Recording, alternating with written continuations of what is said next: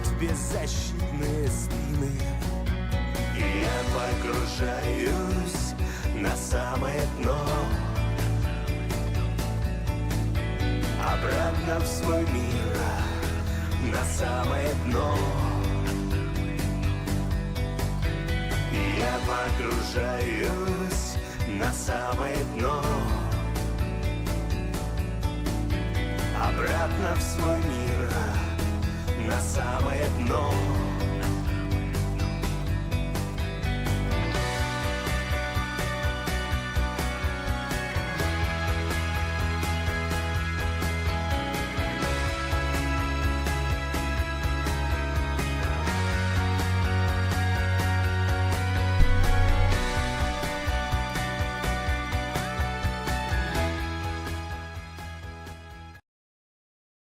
Всем привет, снова всем привет в ДКС и снова, да, и снова день, да, новый день. Начинаем с полигона, уже Александр ждет, сейчас спросим, что у него там за задачки. Самолет Су-25Т также, да, мы приближаемся, кстати, полигон это не просто так, чтобы вы понимали, потому что кто-то думает, что в чем прикол, просто там пыль гонять. Нет, у Александра будут миссии, которые мы будем выполнять уже командой, так сказать. Вот, ну там полеты маленько не как у меня, это я просто привык, цель увидел, стрелять, увидел аэродром, приземлился, а у них все идет по приборам, по маршруту, все строго, короче. Саня, я здесь, все, я стартанул. Так, что, мне на сервер заходить, да? Да, можно заходить. По поводу... О, да, кстати, я сейчас аватарку поменяю. Я тут аву себе сделал, наконец, нормально. Что еще хотел сказать? Я же кого-то... Я вчера не смог в эфир выйти, маленько как бы это шумновато было, но я продолжил редактор.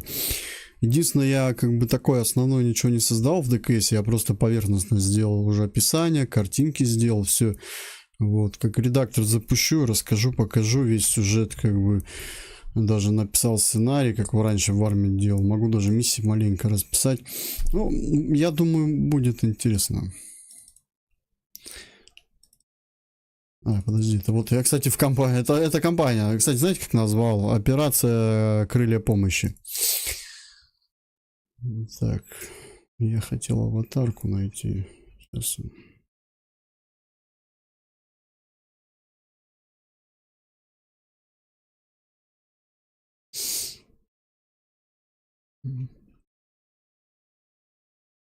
Ого.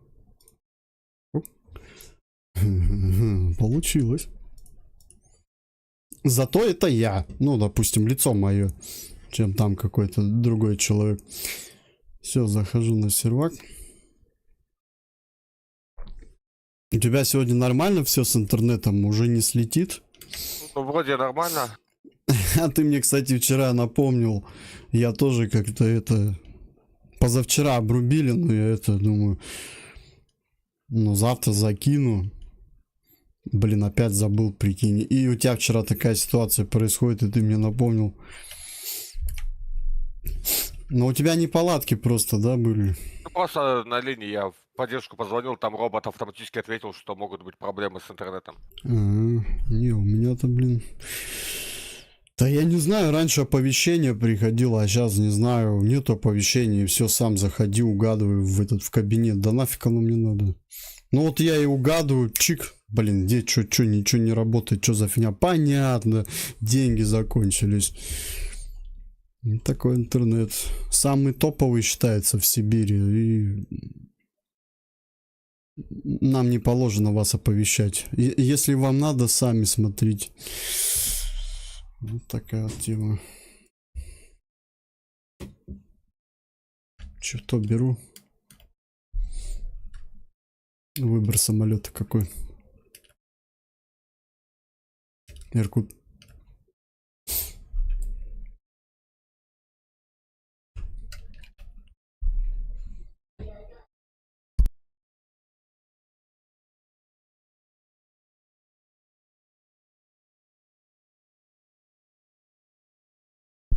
Вчера мы и летали, отрабатывали ракеты 25 по радарам, по целям, которые излучают.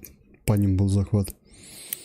Вот сегодня, я так понял, будем бомбами, по-моему, бросаться и ракетами, вихрями стрелять. Ну, для меня как бы это уже... Я просто как бы в основном практикуюсь и все. Я это уже сам все проходил раньше.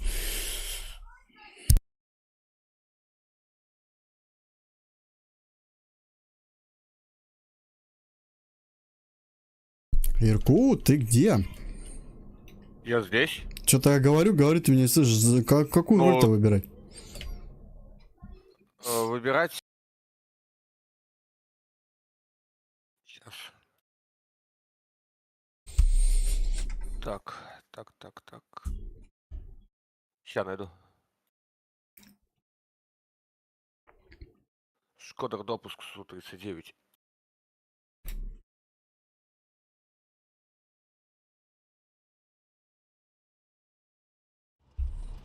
Взял? Ну что ж. У тебя здесь подвешено 2 корректируемые авиабомбы. Блоки Вихрь и С-25Л. Я вот смотри, сразу вопрос по бомбам. Я тут выполнял сброс, но я не знаю, корректировал ли я и как правильно, неправильно делал. Я смотри, как делал. Я врубал шквал. По шквалу делал захват. Вот, но подлетал к цели и делал зажим. Опять на пуск. Пуск зажимал. И вот этот ромбик появлялся внизу. Вот. И задача была, короче, там получается на ЛС появляется кругляшок и резко. Вот эту резку надо ввести на этот кругляшок. Вот. Это и есть корректировка такая, что ли? Нет. Бомбы эти достаточно дорогие и обычно используются по объектам. Они не используются никогда по технике. Не, ну по объектам, ну а я имею в виду захват-то как производится? Вот объясняю. Необходимо на большой дистанции обнаружить объект. На большой высоте, на большой дистанции. Захватить его телевизионным индикатором. Вот. И дальномер, по-моему, нужен.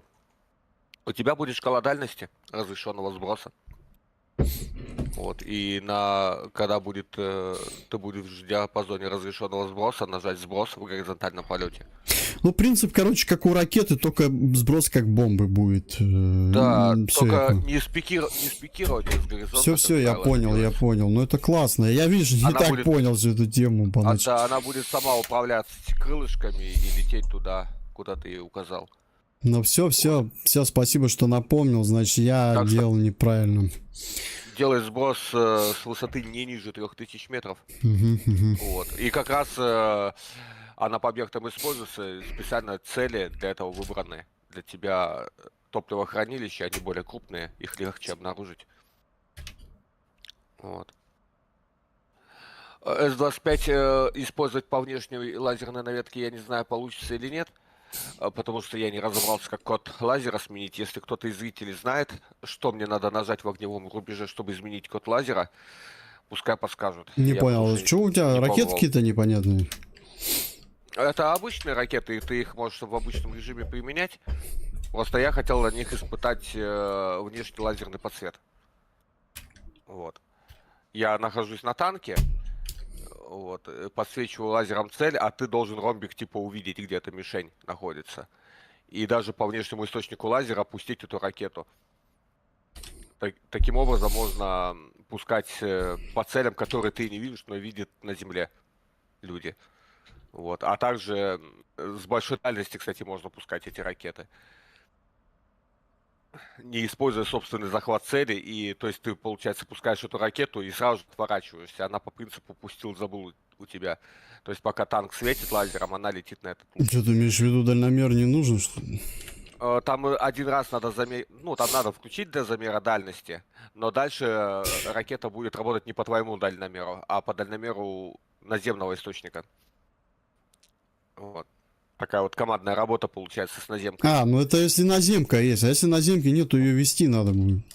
Можно еще делать миссии, как-то делают люди, что используют подсвет лазера с беспилотников. То есть, ну, если не с живыми игроками, то тоже как-то делают это в редакторе люди. Меня интересует вот попробовать взаимодействовать с живым человеком на Земле. А Вот. что Но тут, если у нас живой человек, здесь же, по-моему, нельзя солдата выбирать. я в данный момент на танке. Ну ты на танке, а я имею в виду пехоту же не взять. А именно А танк сегодня бы это- как раз, знаешь, день разведчика вообще в самый раз. Кстати, всех с лазерной праздником, подсветкой. кто относится к ним. Лазерной подсветкой здесь занимается техника наземная, а не человечки. Вот. Просто надо эту тему испытать, и, наверное, сейчас испытать не получится. Но я тебе все равно подскажу дополнительные цели. У тебя будут дополнительные цели для вихрей. Там есть отдельный набор техники. Вот. И я попрошу тебя попробовать их поражать в порядке опасности.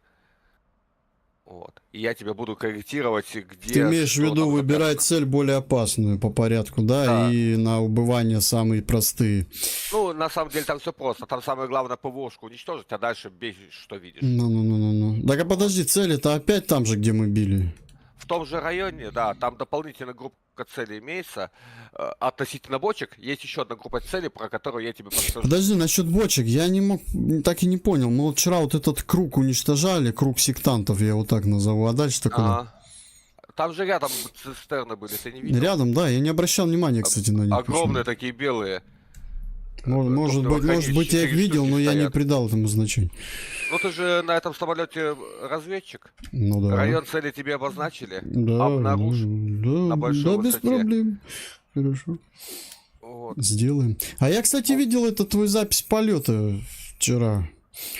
Я теперь понял, почему ты кайфуешь. У тебя слишком очень хорошо управляется джойстик, я заметил. У тебя вообще в самолете ни одного лишнего движения штурвала, вот я не заметил. Все вот так вот. Если бы у меня бы так управлялся, я бы вообще бы кайфовал. У меня дома 5 джойстиков. Я такое управление могу показать на любом из них. Ну, не на моем. Тебе мой но не на прислать. твоем, да. Дело не в Я тебе могу качестве. твой мой прислать, тебе Просто полетаешь. я хочу, чтобы не говорили, что типа у тебя вот дорогой джойстик, из-за этого вот это какая-то Нет, это я так. не знаю, какой он у тебя по цене, у тебя просто настройка, и она, ну, правильно наверное, настроена все, но при этом он у тебя и как бы эту настройку использует, а мой вот сейчас так настроен, он все равно будет дергаться. У меня Вот. за ноутбуком стоит джойстик за 3000 рублей, купленный на Авито. И как бы я там то же самое продемонстрирую. Вот. Так что не будем надо говорить, надеяться, что что у это за меня дорогу, вот. тоже будет все нормально потом, когда я получу заказ. Ну и еще люди всегда, многие отмечали то, что со мной приятно летать. То, что это... Я очень аккуратно все делаю. И, кстати, за рулем автомобиля также у меня. У меня плавное трогание, плавное торможение, и всегда я предсказуем. Мгм. Понял. Так, Можешь ну, по готовности запускаться, выруливать. Район цель тебе понятен. Я немного накосячил с наземной техникой, у меня почему-то я не могу занять ту БМПшку, которая возле цели, поэтому я сейчас перегоняю танк через все полигонное поле. Гоню его. мне надо порядок работы по целям. Что нужно мне уничтожить и каким вооружением первым? Твоя главная задача сперва уничтожить топливохранилище. Желательно 2 топливных хранилища. Это так, чтобы я их вот не эти бочки ты называешь, да, резервуары? Да-да-да, в районе того ПВО. Так вот, подожди, ПВО а ты как я поражать их не будешь. уничтожу, если там меня ПВО может поразить? Вот это дальнее ПВО, это у нас имитация была. То, что мы вчера с тобой били, это была имитация. Вот. А, У ну неё то есть есть мне на него не реагировать. Ты на него, ты на него можешь реагировать, потому что оно тебе... Ты же СПО систему береза видишь? Лампочки мигают. Ну это да, Горят. это в первую очередь, Оно что тебе я замечаю. показывает, в каком это направлении. Это тебе подсказка дополнительная. Вот. То есть, если ты вдруг по приборам заблудишься, вот посмотри, СПО, она показывает направление излучения. Ну то есть моя задача подняться на высоту, допустим, 3000 метров и отработать по этим объектам. Да, При этом попробуй да, на ПВО не 4000. трогать. Да, попробуй на 4000 метров, да. Ну на 4000, при этом ПВО Да. не трогать. А дальше я тебе дам новую инструкцию, где находится еще цель. Хорошо, ну значит работаем сначала бомбами, надо уничтожить типа вот эти резервуары сначала, да? Да. Ты можешь уничтожить максимум 2 из них.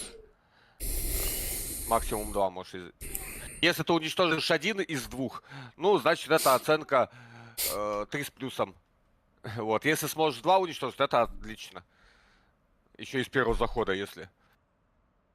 Вот. Ну я тебя понял, а потом уже следующее здание ты уже будешь давать по ходу, да, там ракеты. Да, там рядом есть группа целей, немножко спрятанная, нестандартным немножко курсом захода придется делать. Не боевым 40, а с другой стороны немножко. Я сейчас на танке сам подъеду, посмотрю, как они там стоят. Ну, я тогда запускаюсь. Запускайся. Там вертолетчик еще должен запускаться, вроде как. Или он инструктаж проходит. Да, он смотрит видеоинструкцию. У нас на днях вертолетчик учится перетаскивать грузы на внешней подвеске на тросе. Контрольный сдал. О, а здесь можно упражнение. таскать, да? Я видел Да. скриншот, я думал, это только боты могут делать. Нет, там, короче, ну, это, вот скриншот, это мы успешно сдали контрольный полет, но у него есть самостоятельный. И он 2 раза на самостоятельном оборвал трос и замял этот контейнер, испортил. Сейчас учит видео, как правильно все это делать. Смотри, вопрос. А тут против кораблей что использовать? Здесь корабли можно бить вообще? Да, но это сложно. Это как очень сложное ПВО. Здесь нету бомб в виде торпед. Кстати, не знаю, не встречал. Самая главная опасность кораблей, то что у них обычно очень мощное, сильное ПВО используется. Вот. То есть используются также противорадарные ракеты, вот которыми ты работал вчера у нас. И я помню, была миссия одна, надо было корабль уничтожить, и там группы из 4 самолетов его уничтожали с разных ракурсов. Корабль очень сильно отстреливается от этих противорадарных ракет и сбивает их. Ну, понял тебя.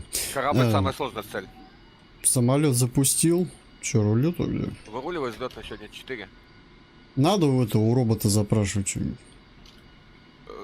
Я думаю, нет необходимости. Обычно у робота запрашивай. Так, подожди, 4 ты на имеешь в условиях. виду, это вот сразу сейчас надо будет выруливать или дальше? Сразу. 1, 2, 0. Таймыр. Разрешаю руление на полосу 4. Запрашивайся обычно у робота в ночных условиях или в плохую видимость, он тогда подсветку включает. При посадке на корабль обязательно запрашивать надо.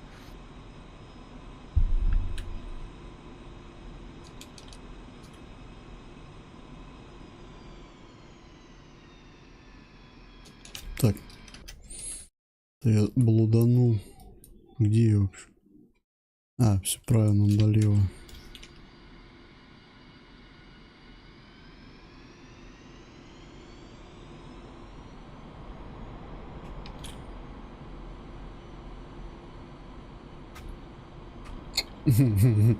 Блин. А, стой!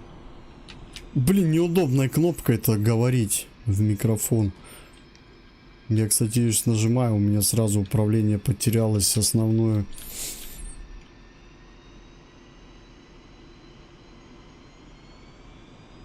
Так, сейчас я заново стронусь, а то он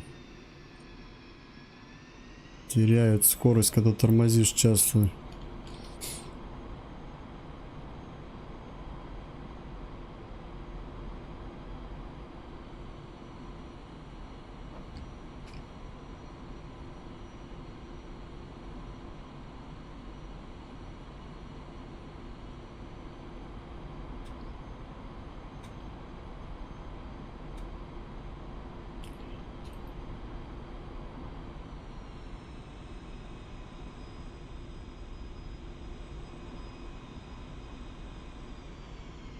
Так, погоди, я не туда поехал, походу, опять. Да что такое? Я из этого лабиринта, блин, выберусь, нет? Я же вроде налево. Я еще левее взял, мне надо было направо. Сейчас я тут из лабиринта выберусь. 500. Заблудился? Ну, блуданул. Пипец. Так, это мне ж надо как-то здесь развернуться. Офигеть. А, я за самолетом другим прибыл. Просто я сейчас тот заберу. Оставлю этот вместо него. Тихо, тихо, тихо, тихо, тихо.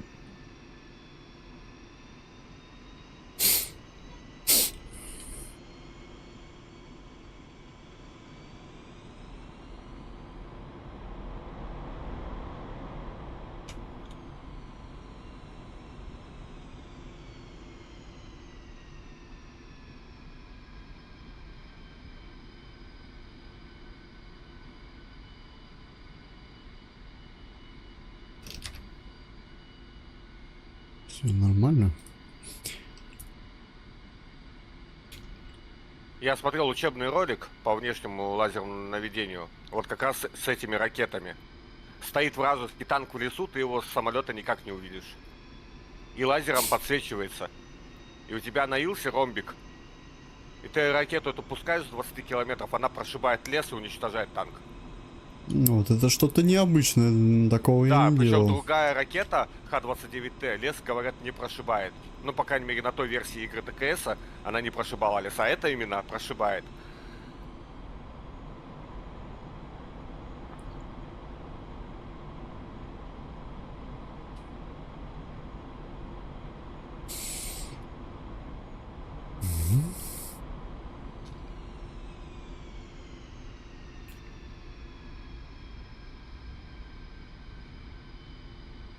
СРС у нас не работает? И работает, только я на танке еду. Ё-моё.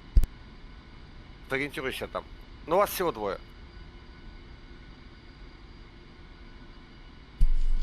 К полосе приближаюсь. Взлет нужен.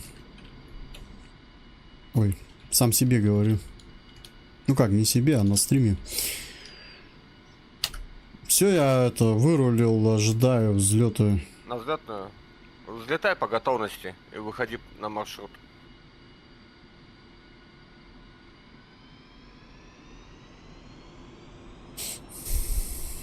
Че ты решил сегодня со мной не лететь? Ну, я хотел испытать вот эту подсветку лазерную. Сейчас на позицию танк пригоню. Я немножко не ожидал, что у меня та машина не будет работать с видом из кабины. 1, 2, Ну, нельзя будет 0. сесть в ее, правда. Я тебе там поставил одну технику, а я не могу ее занять. 1, 2, 0. Таймыр. Взлет по готовности. Отход по схеме. На 300 по давлению. 7, 6, 4, запятая 3, 2. Готов к взлету, взлетаю. Выполняй взлет, да.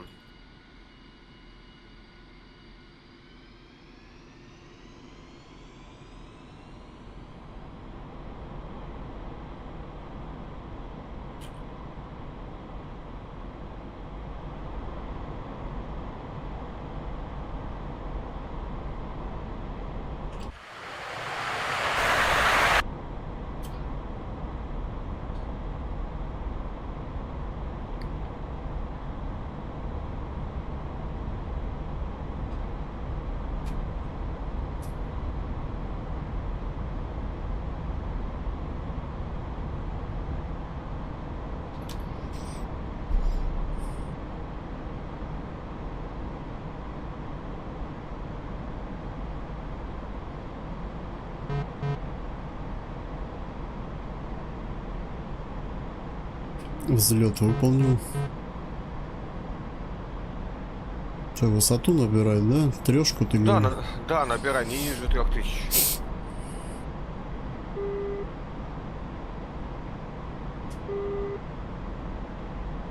Это чтобы тебя всякие не достали. Зенитные средства, например, которые прикрывают. Меня уже кто-то излучает. Облучать-то облучает. Высоту ты набираешь против всяких зениток, типа шилки. Если, например, прикрывает, да. То есть крупную ПВО, например, уничтожила другая группа самолетов. А шилки, например, остались какие-нибудь. Вот, чтобы под огонь шутки не попасть, а цель уничтожить, набираешь высоту 1004 метров. И корректируемой бомбой бьешь по цели.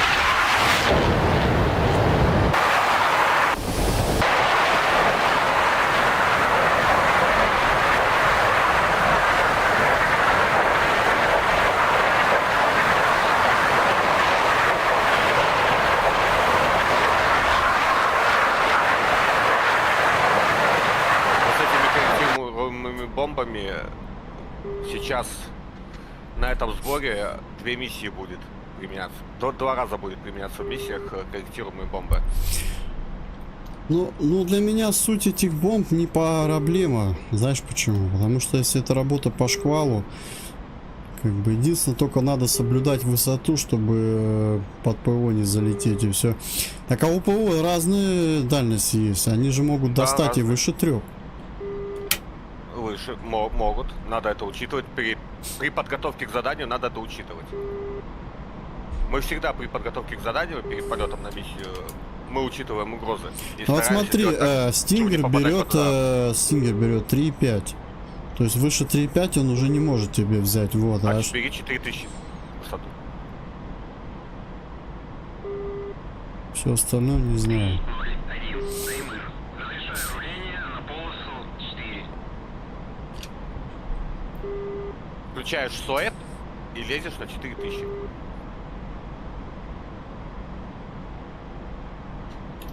Чтобы вспомнить этот сою. Взял.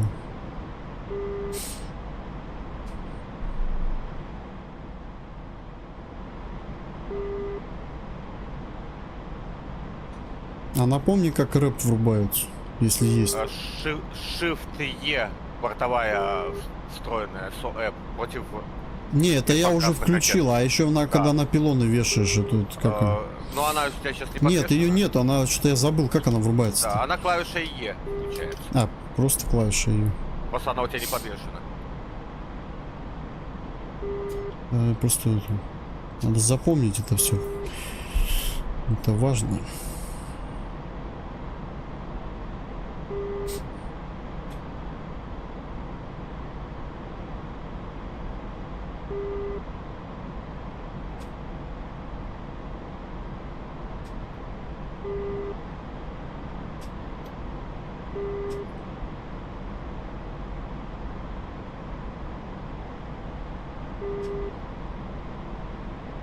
Я предполагаю, на сегодня крайний день учебно-тренировочных полетов.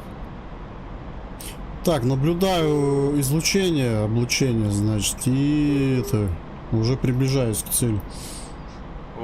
Выполни поиск цели и порази бомбами кап.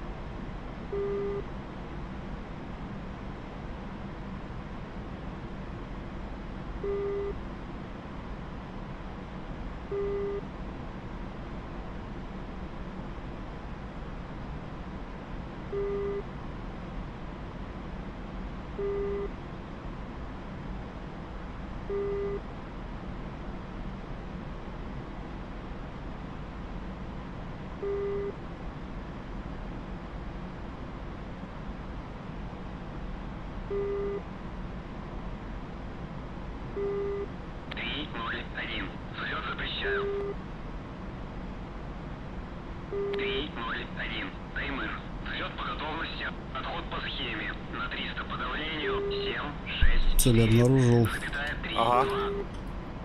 Я нашел, как менять код лазера. И вышел на позицию. У тебя тут 3 цистерны. 3?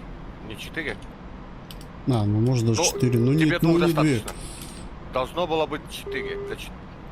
Для 2 самолетов.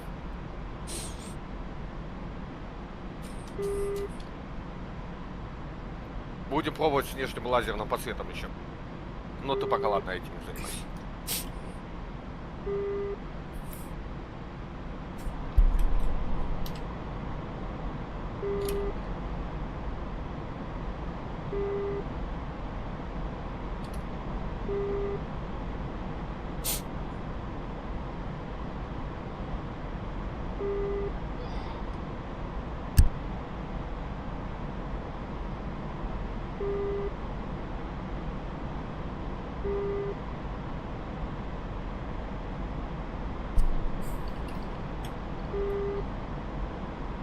Вот у тебя слева шкала дальности имеется для корректируемых бомб.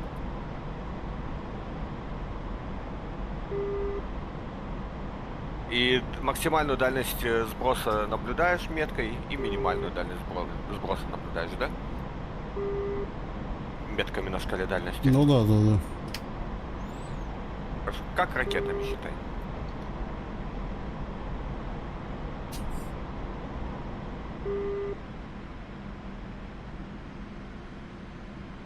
Если хочется взять цель в захват, но не получается, можно увеличить режим квадратика.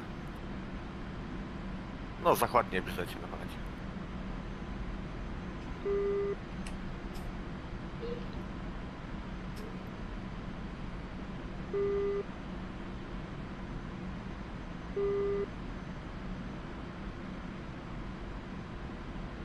Пуск разрешен. Первая пошла.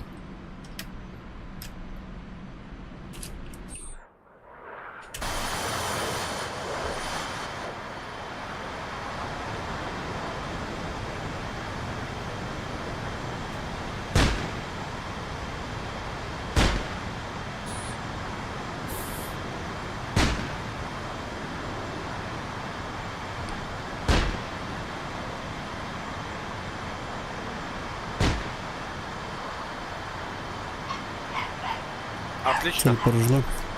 Вот так вот применяются кабы. Выполни отворот на повторный заход. И порази вторую цель.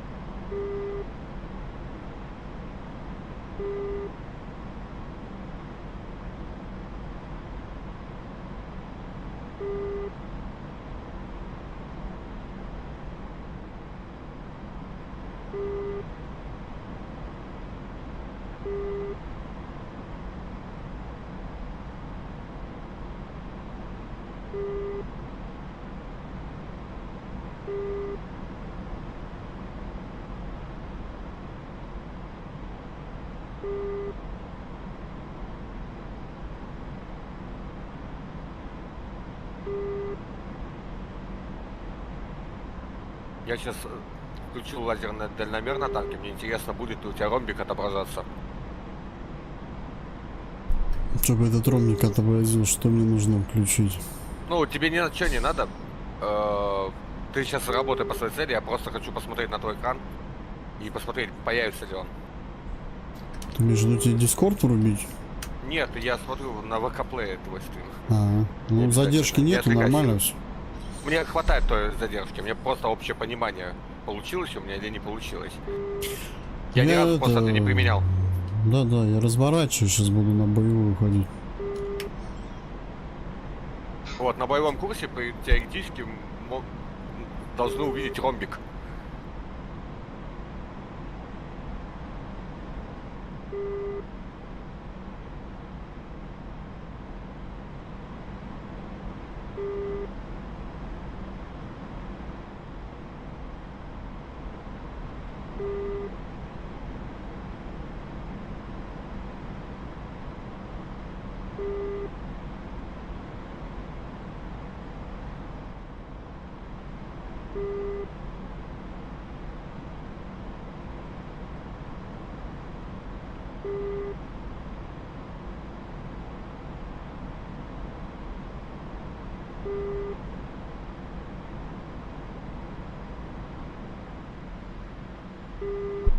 Наблюдаю твой ромбик, что мне надо вот Есть, такого?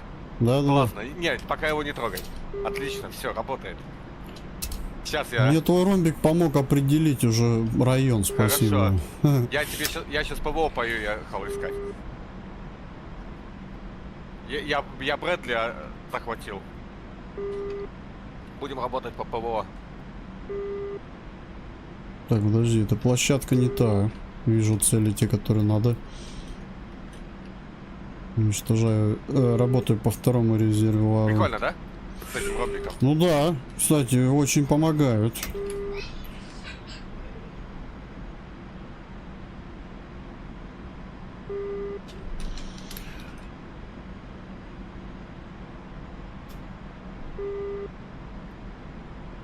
Нашел гада. Цель захвачена, иду. Ага.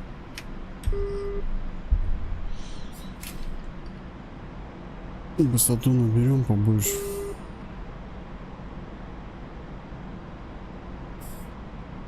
Напомни, при корректировке бомбы дальномер нам нужен? По-моему, нужен.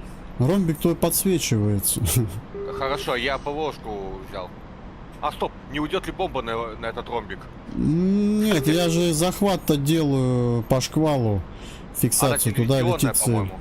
Сейчас посмотрим, куда полетит бомба. Это мне надо шквалом захватить твою наводку. Тогда он атакует твою цель. Если бомба лазерная, она может уйти на мой лазер.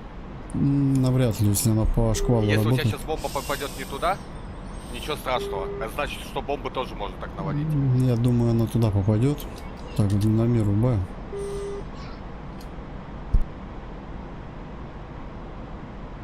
Будет даже интересно.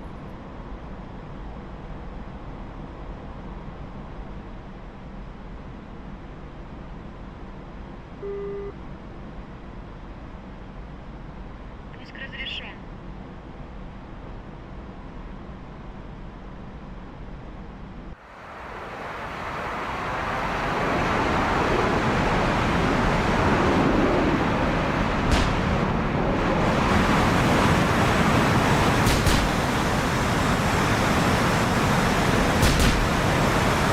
Да, однако бомбы возможно и даже возможно и даже самоуправление. Я тебя не слышу, самолет шумит. Я вид третьего лица включил, смотрю попадание. Цель поражена, не пошла на ПТО. Ага. Следующая задача. В районе передовой авианаводчик обнаружил группу техники и посвятил для тебя ПВО. Твоя задача по внешнему лазерному наведению подавить ПВО. Хорошо, но мне надо на заход зайти, я же буду... Да. Дальность ПВОшки вообще 5 километров 5 этой. Это... Кто там? Не Чеппер, а Эвенджер.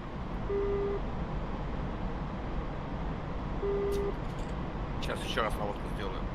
Ты имеешь в виду на 5 километров высоту берет? И дальность, и высоту. Ни Но тебе хрена просто себе. с дальности надо. С дальности надо. зайти. Высоту какую займем? Я с 3500, с 3400 работал. Можно на этой же высоте оставаться. Потому Но что на тут ней- облака идут уже на 4. Понятно. Ты можешь и ниже спускаться. Она же не только по высоте, она на дальность. Просто с нормальной дальности пустить и все. А ПВОшку тебе наводчик подсвечивает.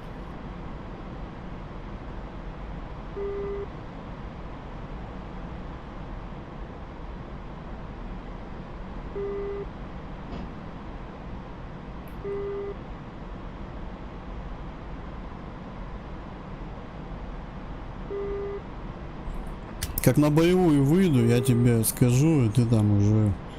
Или как? Или мне уже надо было зафиксировать, где ты подсветил? Смотри, мы испытываем сейчас с тобой.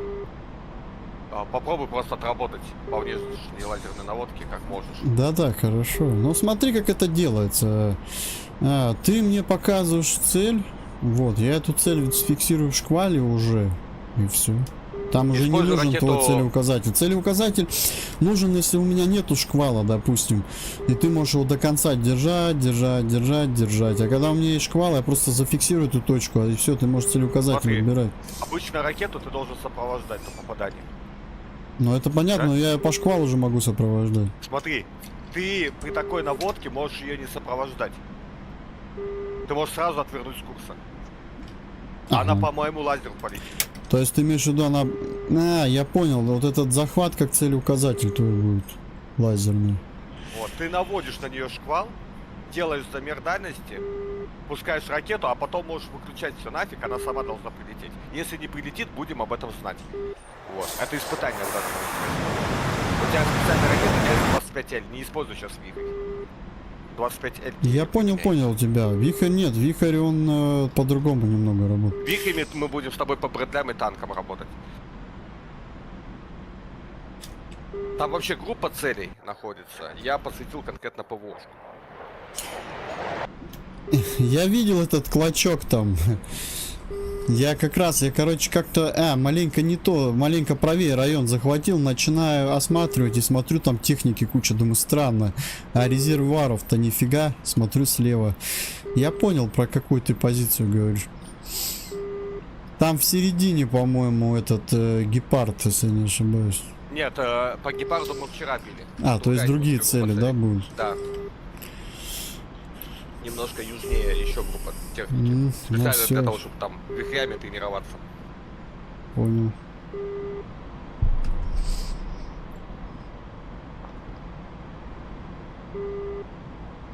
Блин, теневое такое место.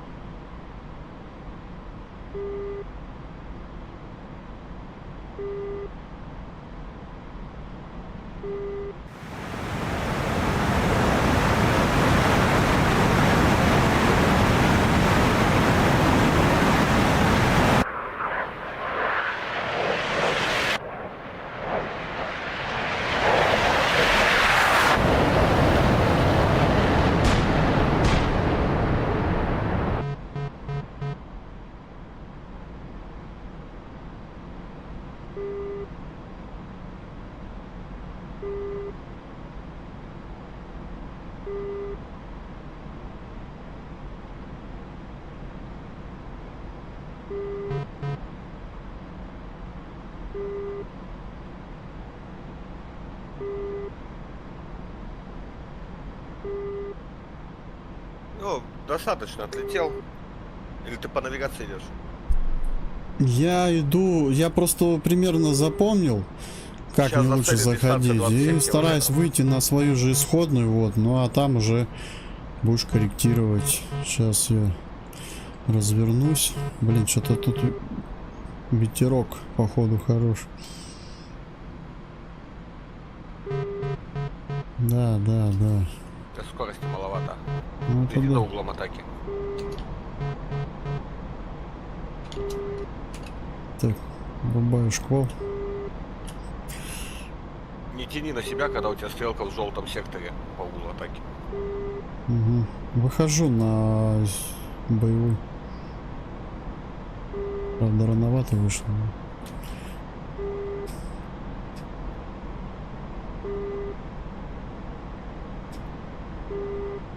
Пока не наблюдаю твою подсветку. Ты будешь подсвечивать или мне самому искать? Я подсвечивать должен. Сейчас еще раз посвечу.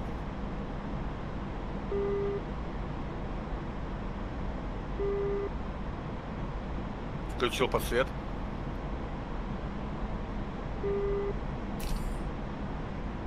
Странно, почему он у меня круглый. Пока что нету ромбика, да? Ромбика нет, но круг какой-то.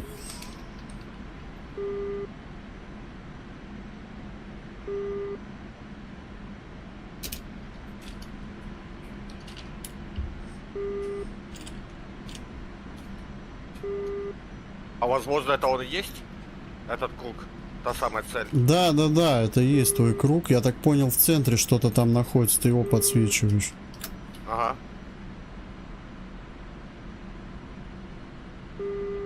Сделай один раз замер дальности и попробуй выключить лазерный дальномер. Испытаем, можно ли без дальномера.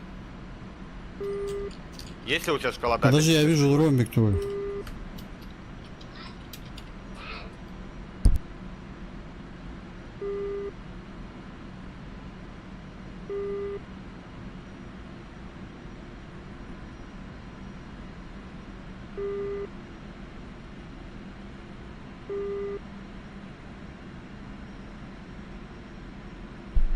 Цель твою захватил.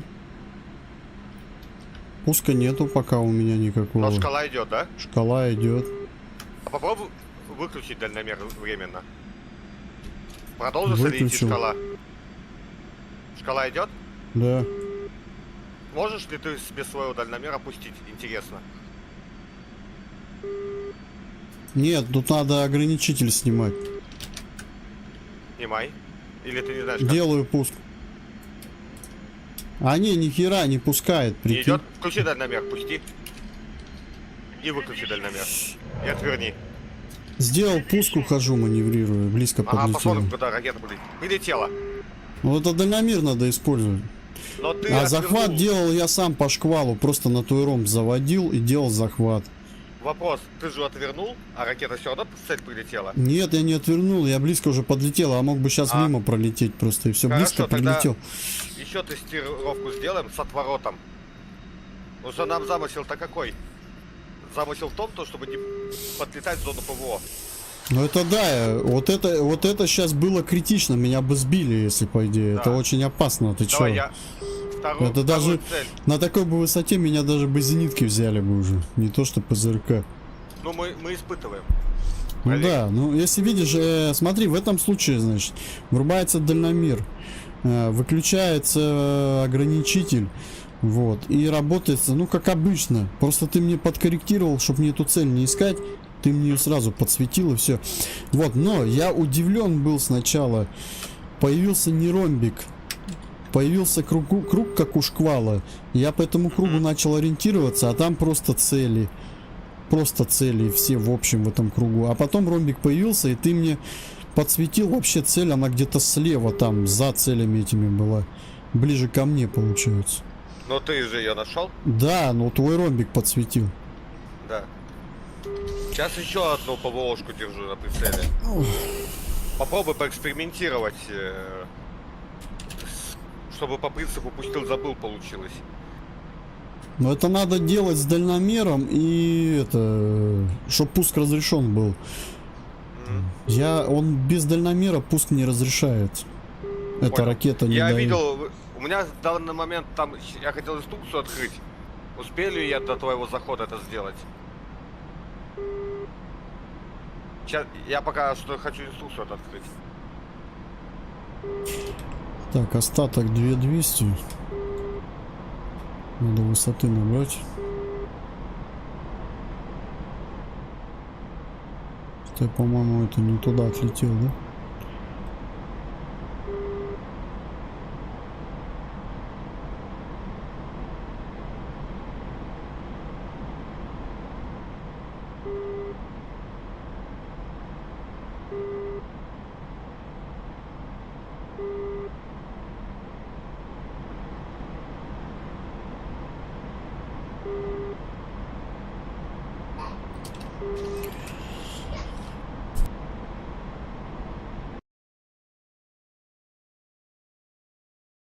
Открываю ролик по внешнему целеуказанию. Он короткий, я сейчас быстро найду ответ.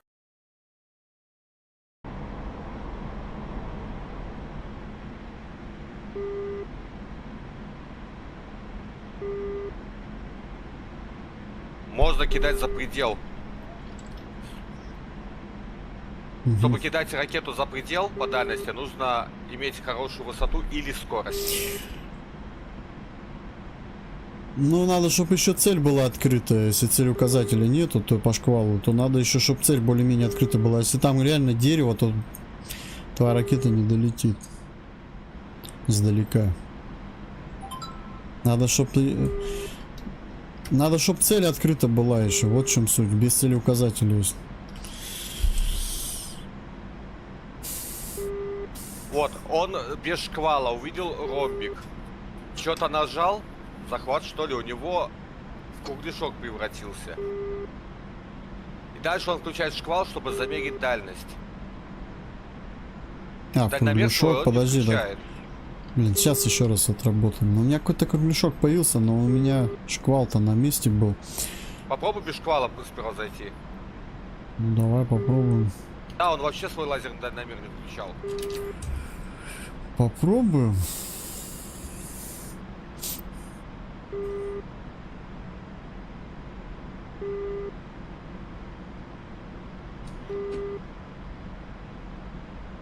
А шквал нужен, типа, чтобы дальность замерить через шквал оптически.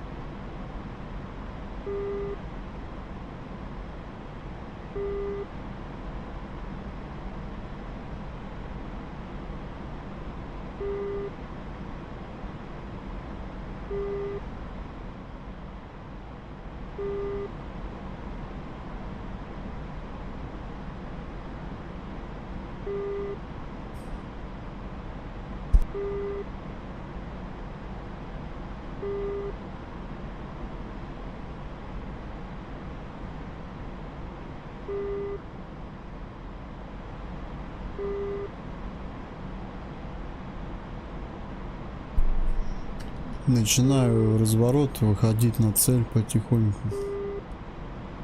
Слышишь меня? Да-да. Че, шквал не используем тогда? Пока не используй. Как только увидишь метку, тогда включишь шквал и наведешься, но без лазерного дальномера. Не используй свой дальномер.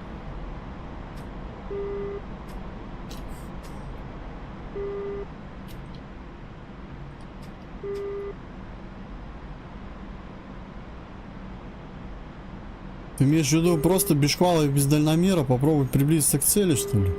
Нет. Обнаружил метку на Илсе с выключенным шквалом. Видеть чего ты ее будешь видеть? Ну, а ромбик будет сначала. А, ты думаешь, без шквала что-то другое будет обозначать? Нет, нет. Там просто думал, ромбик в кругляшок как-то превращается. Выход на цель. Иду. Нету меток пока. Пока не наблюдаю.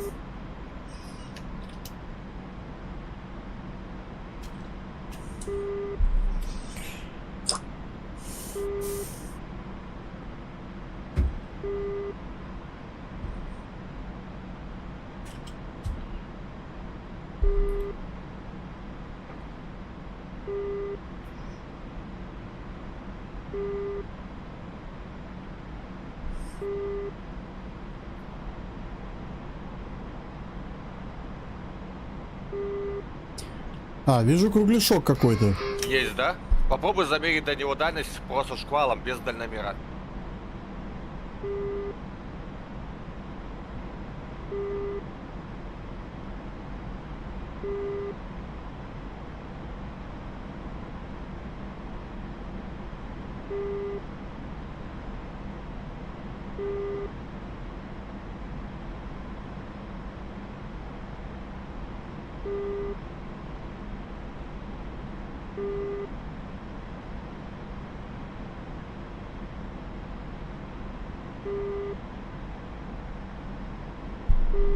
Дальность 50. Ага. Шквалом захватил его. Смотрю, 47 види. километров остается. Есть шкала дальности, видишь? Да, да, есть, конечно. Видишь, у тебя отсутствует дальномер, но при этом есть шкала дальности. Ну да, да, да.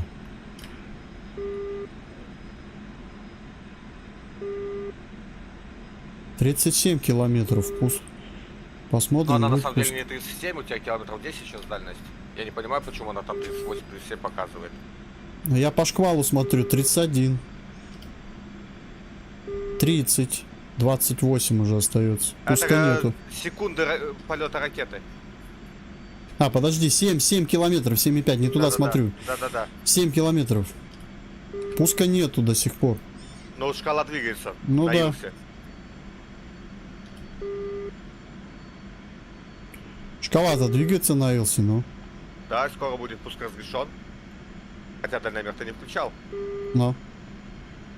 Делаешь пуск и отворачиваешь. Так это слишком близко, я А.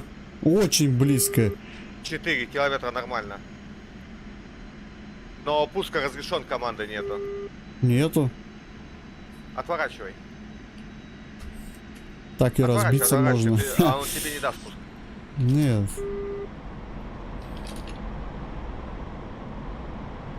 Ну, дистанция пуска километров 5 получалось. Сейчас ты пока отойди немножко, а я узнаю. Как понять, отойди? Ну, отлети на А, да, расстояние. ну я, наверное, еще круг пошел. У меня осталось горючки 1800. Хорошо. Слышь? Да, я слышу.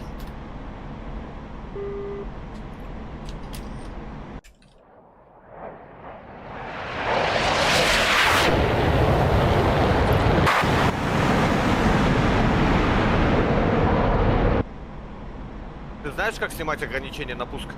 Да, конечно. Я бы уже уничтожил бы цель, если дал бы ты мне команду. Попробуй при следующем заходе снять ограничение на пуск. Без проблем.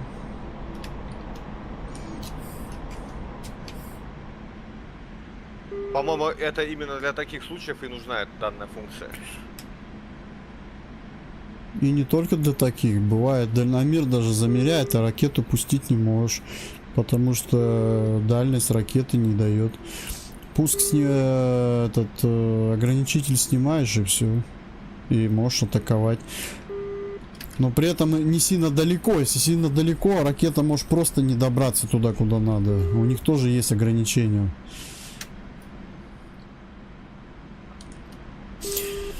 Я так понимаю, когда выставляешь ракету и выставляется у нее дальность...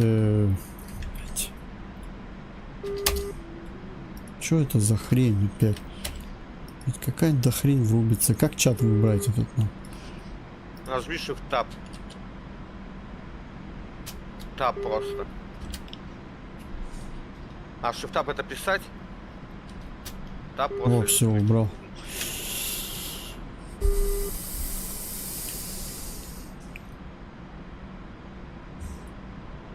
Я думаю, сильно далеко тебе отлетать не надо, просто сними ограничения на пуск.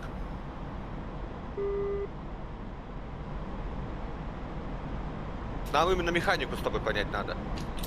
Как это работает. Ну вот, видишь, у меня ПР сразу загорелась. Снял, вот ПР. Она постоянно будет работать.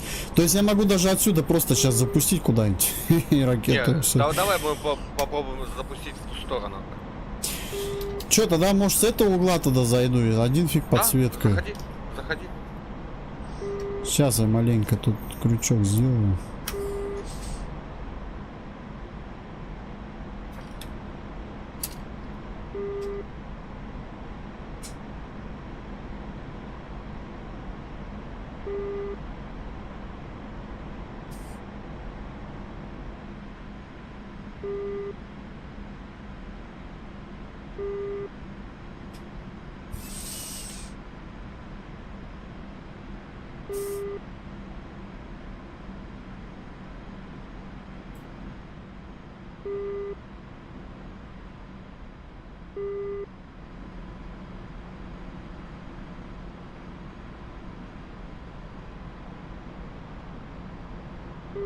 То есть вот раз пробуем использовать просто твое наведение, и у меня захват и ограничитель. Все, убираю.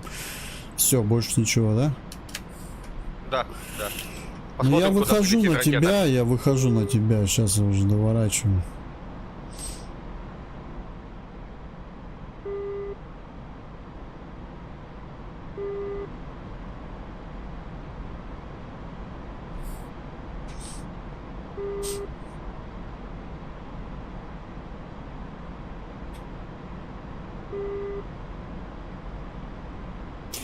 Да, есть у меня цель. По шквалу опять захватывать, видишь? Да, наведись шквалом.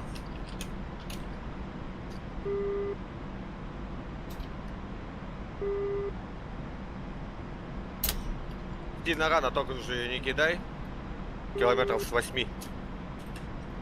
Километров с 7 с 8 бросим ее.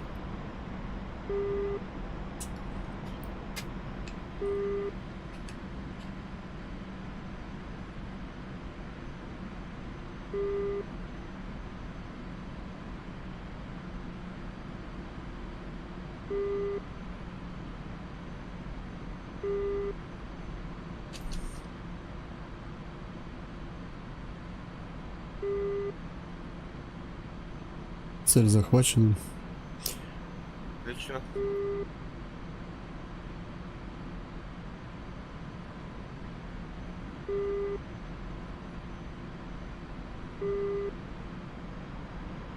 Дальномер не используем, да? Не используем, да. Дальность не показывает. Почему? Вон он показывает. Где? На левой шкале. А, налево, а в шквале нету. Напротив буквы СОЭП у тебя стрелочка ползет Я по шкале понял, дальности. понял. А в этом шквале-то нету дальности? Нету? Ну потому что... Да и ладно. Сейчас где-то 10 дальность. А ты уже запустил, что ли? Нет? Нет, нет. Вот 10 дальность. На стриме вижу.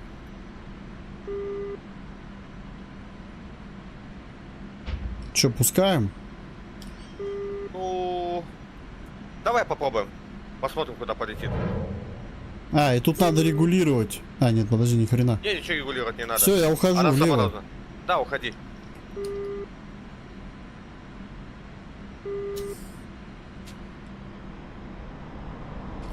Да, она летит в цель нормально.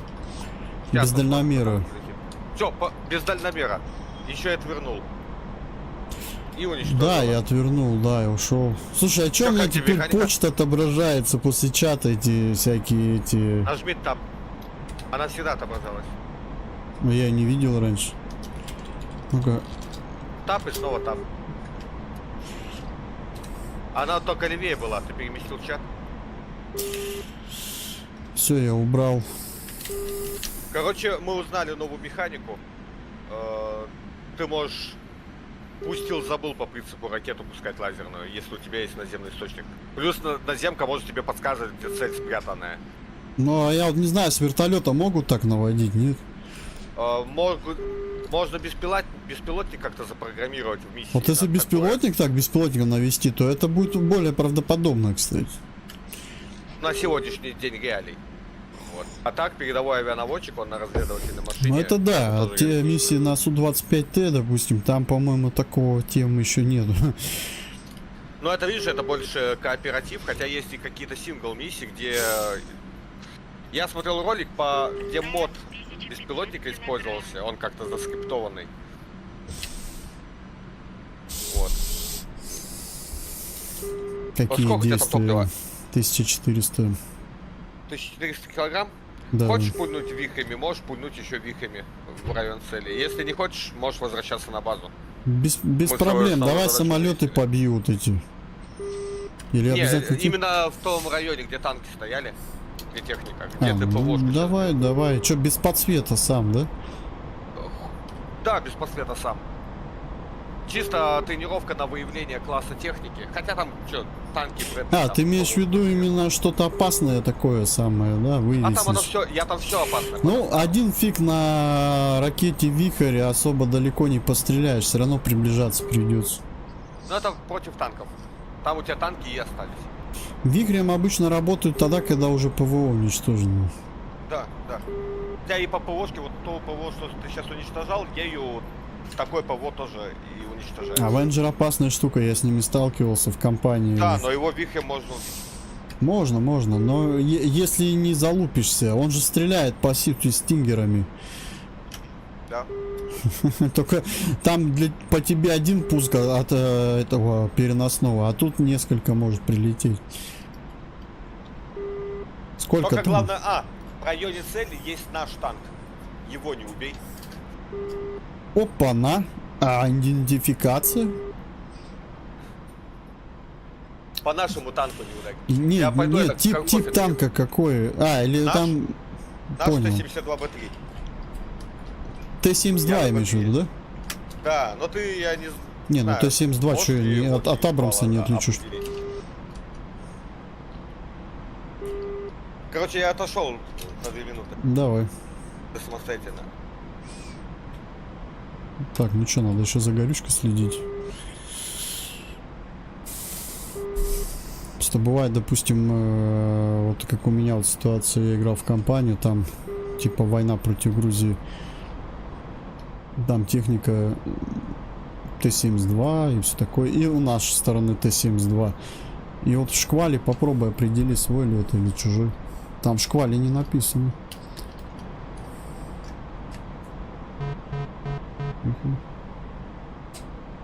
Затенило вообще всю сторону, да.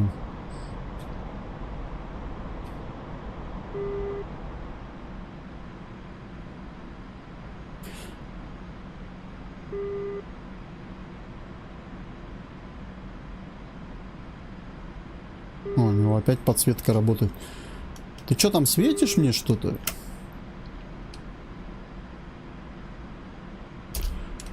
Ну я посмотрю. Мне интересно, что он там светит.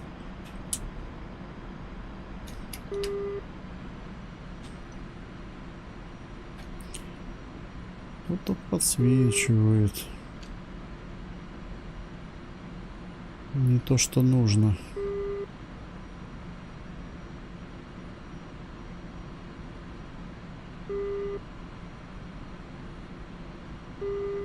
Так, подожди, по-моему, что-то вижу.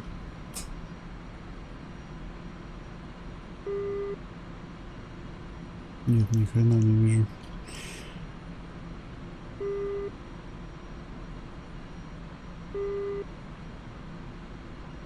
Сейчас надо обнаружить технику.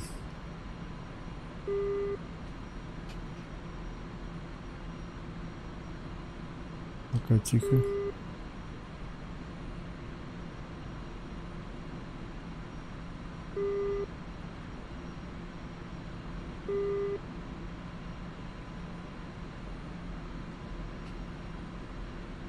Авенджер уничтожен. Вижу цели.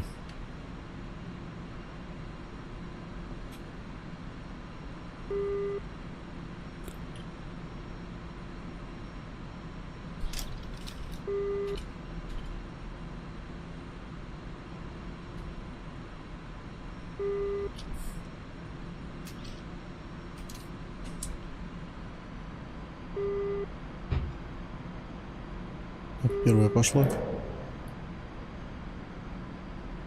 Попробуем несколько уничтожить.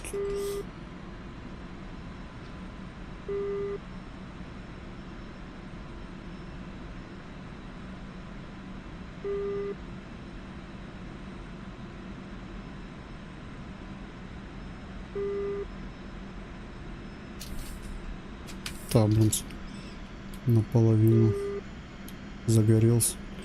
Так, есть захват второй цели. Пошла. Тягу убираю.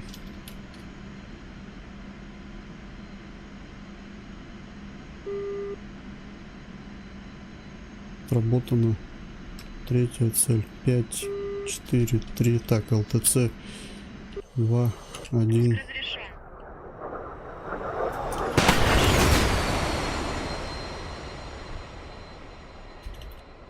Цель поражена, ухожу.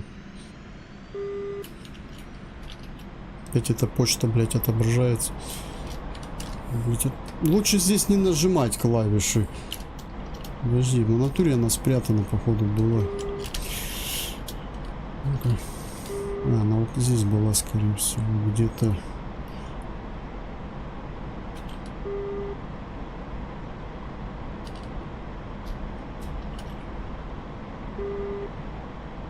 Так, 3 цели. Абрамс, я не знаю, сгорел он, нет.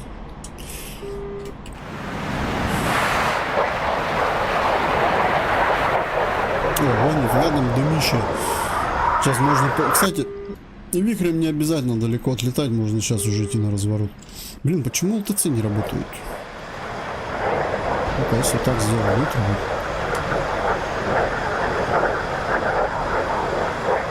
Это вот так. Надо посмотреть клавиши. Так, я здесь. Да, я 3 цели поразил. Сейчас еще парочку и можно возвращаться. Следи за остатком топлива. Валентин, сразу желаю. 1100. Здорово. Мы, если хочешь, можно будет слетать на работу по наземным целям с внешним лазерным подсветом. Выхожу на цель. Да, погнали.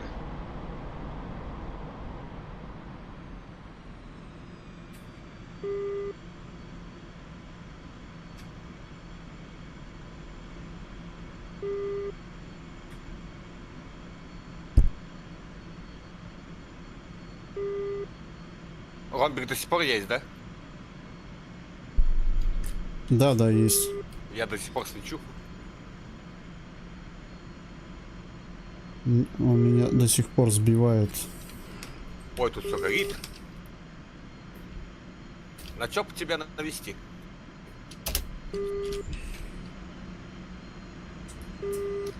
Наблюдай танк. Подсвет танка.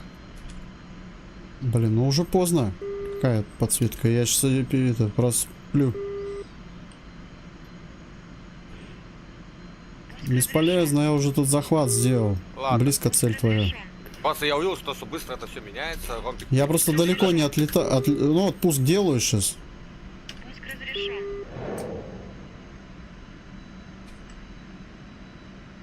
Сейчас попробую по твоей подсветке. Бабах, у меня тут взрывается все. Я-то на земле. Цель твоя получена, пуск. Пуск разрешен. Блять. Пуск разрешен. Цель поражена. Классно. Ну. Включай дальномер. О, Брэдля двигается.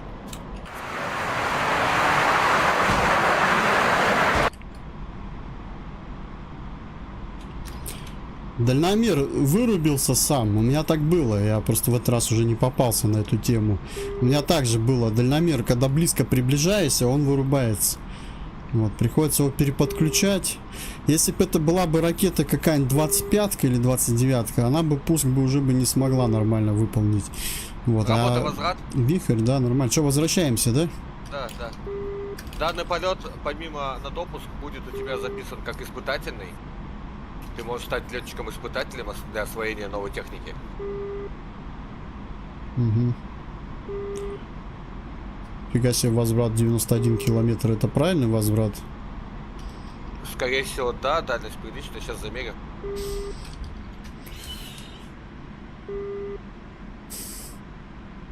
Да, все верно. Следуй в экономичном режиме. Угу.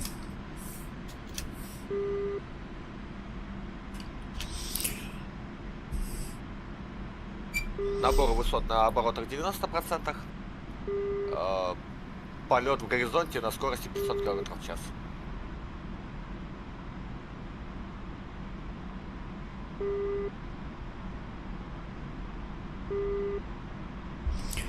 Абрамс, видишь, сразу не уничтожается, он поджигается.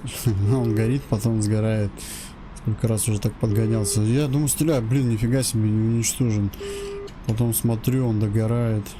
Вихрь, вообще вихрь, он часто поджигает здесь в игре цели. Он не сразу поражает. Только легкий поражает цели сразу. А в лоб не всегда пробьет танк. Ну это да.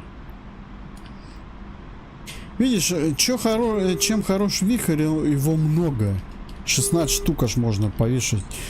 Вот. Это если очень много целей всяких разных и ПВО нет, ты просто можешь развлекаться.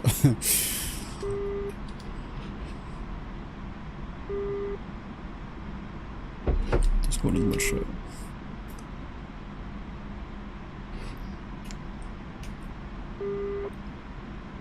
Говорят, что вертолет Черную акулу тоже можно так наводить с внешним лазерным подсветом. Я еще не пробовал. Я тут видео смотрел, как на К-52 летали ребята. Ну, мне понравился мод. Интересно. Ну, новый смотрел. Именно новый мод смотрел? Да-да-да, новый.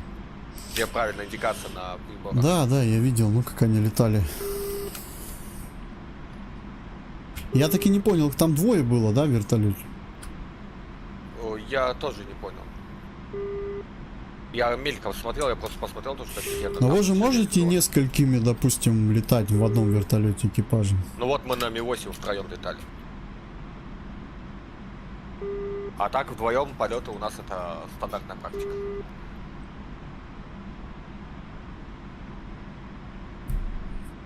На Л-39 вдвоем летаем. И чё, у всех для вертолета есть педали? Нет. Просто на штурвале летают и все? Тебе кто-то в чате сказал, что обязательно педали нужны? Ну я не знаю, а что там, просто штурвал нужен? Обычный джойстик достаточно. А, ну все, Я вот на Кобре М5 летаю. А есть там, говоришь, на 2 недели что-то испытательное берешь, да? Да, что-то такое есть. Но там нужен Google аутентификатор подключить. Это Я что? не очень хорошо. Ну, это гугловская тема, система защиты. Там коды тебе всегда выпадают. Я не очень сильно дружу с Гуглом, но я 2 аккаунта себе так сделал, а мой главный основной аккаунт я не стал подключать Google аутентификатор. Я с Гуглом поссорился несколько лет назад. Я думаю, вертолет можно попробовать. Там главное, чтобы не было дерготни в осях джойстика.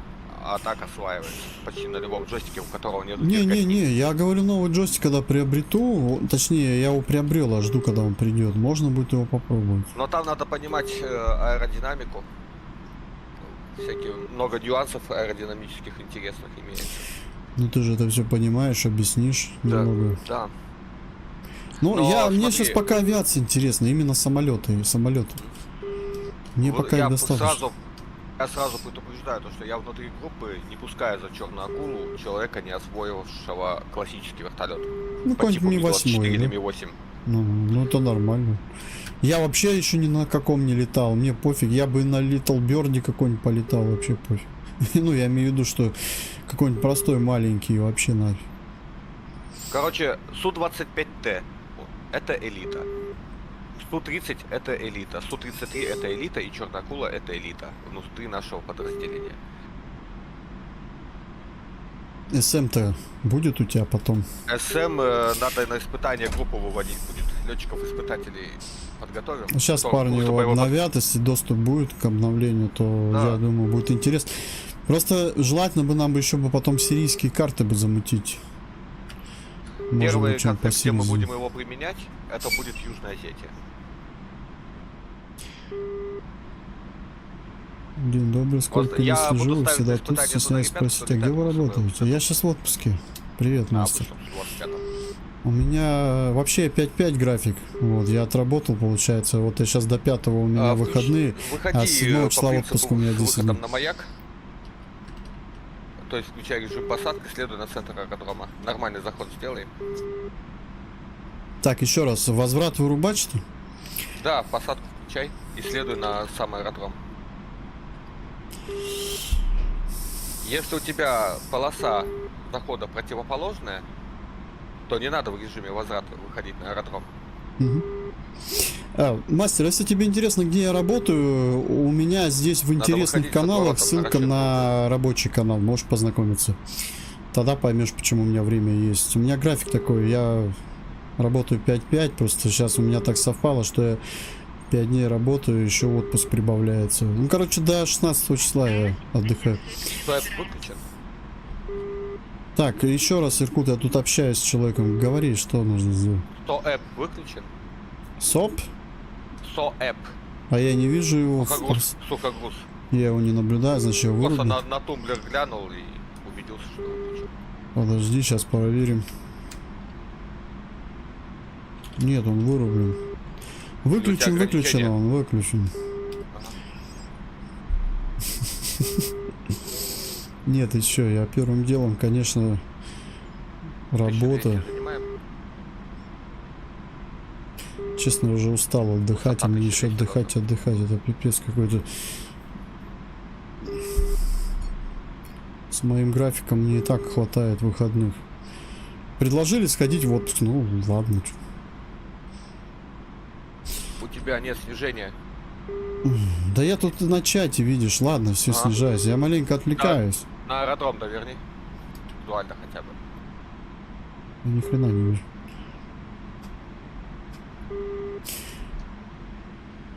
Я туда не Во, выкину, вижу, это вижу, аэродром. вижу аэродром. Мы же через него, да, Да. проходим?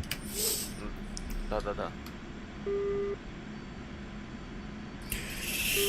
Я просто тут человек в чат написал, я ему ответил, и видишь, и все по твоей Доверни на центр аэродрома. Ты куда-то вправо ушел.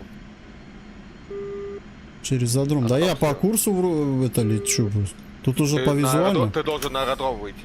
Ну, вообще ты должен выйти просто на центр аэродрома по стрелке или по тонкой. А, и от него уже по взять через- тонкой, бля. На высоте 1200. А я тут у меня что-то снижаешься. толстое вырисовывается. Ты слишком низко. Толстое вырисовывается И что-то. теперь бери расчетный угол. Понял. Выходим курсом 200 ровно. Ага. Заход будет вправо потом. Будет вправо. Куда ты пошел? Ну курс 200 берем или что? Бери курс 200, да, ровно. Текущий 200. Ну вот он Текущий 200. 200, По вот ЛС, так, если да. смотри, 200 вот.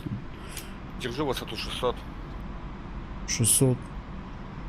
на дальность 16. На дальности 16 заход будет вправо. Я тебя слышу, ага. Сейчас сделаем. Меня почему-то отвлек за раз. Да не отвлек.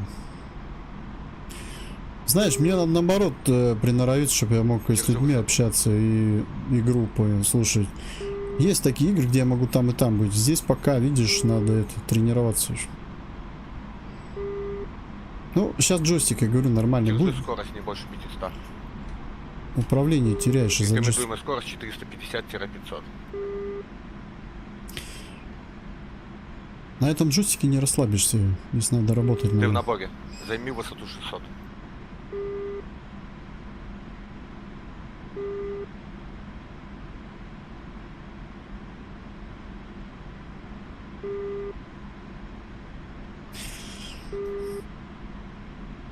Сколько скорость нам надо? 500?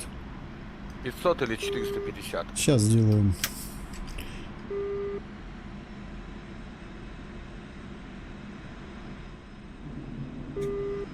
Блин.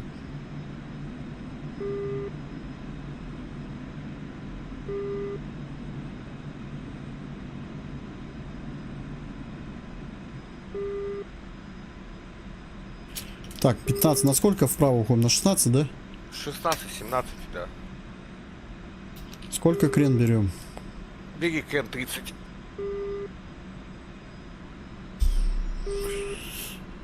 Ну там вся и особенно. Ну, И блин, как старайся вертолет. сохранять скорость. Если скорость меньше 450, то КН нужен меньше.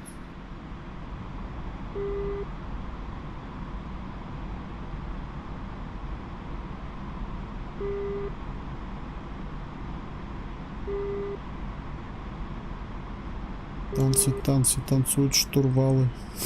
Рубеж возврата. Ага. А, у меня килограммов-то немного.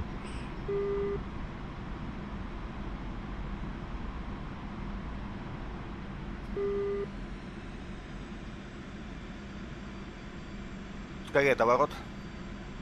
Скорость большая оказалась. И высота опять большая. Да ёптю. Ускорее до ворот, ускорее до ворот.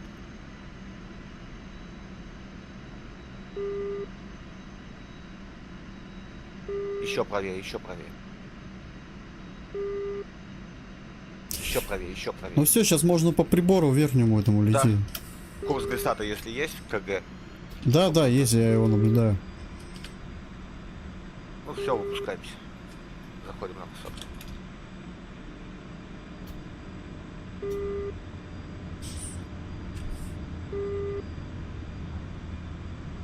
Так, чуть левее. Почему-то он мне показывает высоту немного набрать.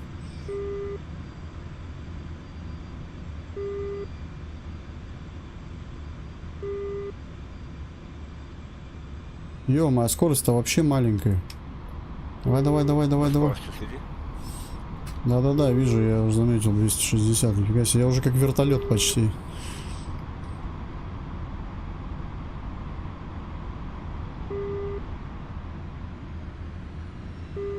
Фишка в том, что аэродром-то не вижу визуально.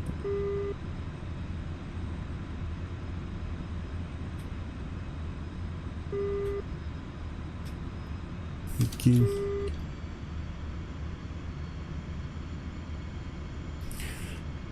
Но опять показывают ниже. Аэродром не видать. А, все, вижу аэродром. Тихо, тихо, тихо. На этом самолете очень часто придется тягой играть. Иначе на нем не сядешь нормально.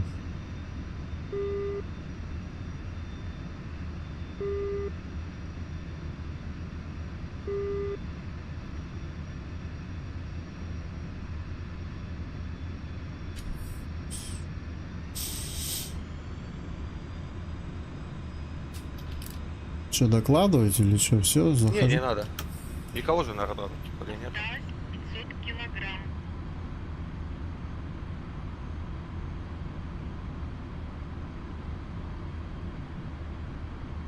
Блин, как тут затенило все, вообще не видать.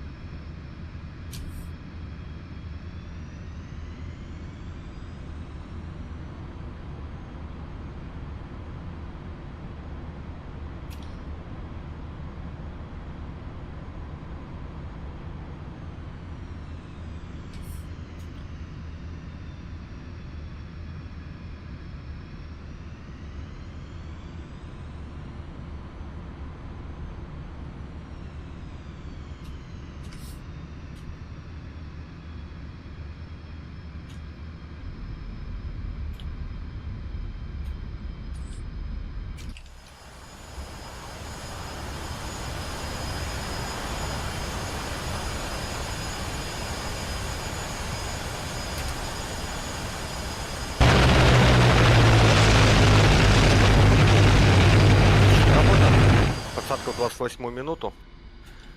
Тебе выдают допуск к боевому применению на самолет Су-25Т, Мгм. но не забывай про обычный классический Су-25. Ну как же о нем забудешь-то? Да. Мне во сне будет сниться. Далее, я рассчитываю, что это у нас заключительно сегодня учебно-тренировочная летная смена. Может быть, еще Игнат будет заходить и получать Что, допуск на не это. понял, что рассчитываешь? Я рассчитываю, что сегодня у нас заключительная А, ну все, учебно-тренировочная могу в летная редактор смена. дать. Вот. Время 10:30 на аэродроме. Я тебе на будущее говорю, на учебно-тренировочных сменах тебе доступны полеты по курсу боевой подготовки. Тебе дан допуск, но тебе не дано звание еще лейтенанта. Тебе надо еще налетывать часы и повышать опыт. Ну, будем Вот. стремиться. Всегда на аэродроме для тебя есть самолет для полетов по курсу боевой подготовки. Без Характер проблем. заданий там самый разный. То есть когда захотел, тогда пришел и полетали. Но сегодня, я считаю, мне кажется, сегодня последний день, когда мы летаем учебные полеты. Дальше начнутся боевые миссии. Да пора, Первый. конечно. Первые боевые миссии, время их начала и дату, может быть даже сегодня, обозначит Владимир, старший лейтенант Волошин и старший лейтенант Каменев. Они вдвоем на первую миссию летят. И на вторую миссию они тоже летят вдвоем. А вот третью уже буду остальных других ребят спрашивать. Ну, понял, ладно. Слушай, а что, обязательно на парковку ехать? Или могу выйти просто? Для приличия всегда езжать на парковку, а на боевых миссиях, если тебе нет необходимости куда-то бежать, дожидайся на парковке, пока все не приземлятся. Просто я не помню место уже, блядь. Я на Граче проще было А, у ориентироваться. тебя же там в ангаре. Точно. Что, сегодня полетим куда-то еще? Ну, я все, я отлетал вон. Аэродром работает, мы еще на Ми-24 планировали слетать на полигон. Аэродром работает еще. Но я сегодня думаю, сегодня заключительный день. Только, может быть, там через пару дней зайдет Игнат, и ему надо будет на Су-25Т подготовиться. Нет, ведь тоже на Су-25.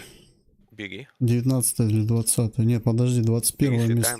слетаем. Ты там мишени еще есть. С противорадиолокационными ракетами ты разобрался? Так, едем А, до конца, бери, да, потом... Которые с вихрями и скабами. Нет, сейчас Отработаем налево, кабами потом и направо. отработаем Нет, подожди. по внешнему Да, лазерному налево, потом целеуказанию. Мы направо. испытания провели, все Налево, работает. направо, потом вторая парковка направо. А ты, Леха, что, не полетишь? Я все, я отлетал. Хватит. Сегодня мы Ты же уже... хотел в паре все слетать. Не-не-не-не, все на сегодня. Я сделал задание пока. Все, сейчас на боевых теперь. Ну или потом упражнения. Я сейчас пойду ужинать и редактор. Мне тоже там кое-что не надо делать. Я вчера не смог запуститься. Так что это... А ты что, все сдал на 25Т? Ну, ему один полетик. Один полетик Ну вот, слетать. пускай отлетает. То, что ты сейчас летал, ему тоже слетать. А, ну во, интересная тема, пускай слетает. Или ты занят, Иркут? Я в работе у вас. Все нормально. Кстати, интересная штука, Валентин, полетают, как я же слетал. У меня тем более танк пока там стоит, я его гнал. А 10 он, кстати, километров. тоже не работал по лазерному, да, еще? Кто? Валентин. Я не знаю, кстати, ну, у себя сам вообще Валентин. пользовался хоть раз внешним Нет, наведением. Классная штука, Не пользовался. попробуй, кайфани, я тебе Вот говорю. испытаем. Принципы мы теперь с Лехой поняли, как это делать. Да, ты теперь ему уж правильно сразу сказать, и он Я сделает. теперь могу других учить, да. То мы с тобой еще холостые заходы делали, разбирались. Тебе, короче, Валентин, свой дальномер даже включать не надо. И ты можешь пустить ракету и сразу же отвернуть. Ракета прилетит куда надо.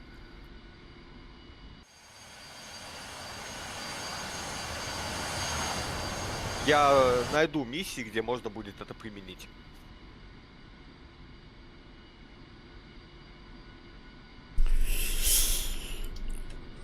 Я сейчас пойду поужинаю, и мы Что там с запустим СРС-ко-то не редактор. разобрался? Должна работать. Просто я сейчас в танке сижу. Не на связи. Своя частота. 124 800 у меня, кстати, частота. Ну я приехал сюда, где те ангар, ну тут закрыто. Что, тогда здесь паркую, да? Да, паркуй. Самолет техники закатывает в ангары. Сейчас его разверну. А, подожди, а как? А как они его задом закатывают или передом? Они его разворачивают и закатывают. То есть задним мне ходом. пофиг, я могу носом его к ангару, да? Да, так не надо. О, подожди. Развиваю. Интересно.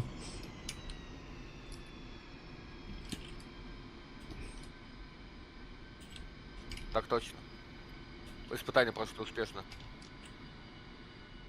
Танк Т-72Б3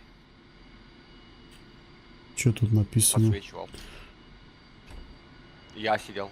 Блин, не видать нифига. Экипаж, технический экипаж отвечает за образцовый порядок и чистоту в укрытии. Понятно. А мы снимали ограничения на пуск, кстати. Для стрельбы. Ты, Серега, полетишь?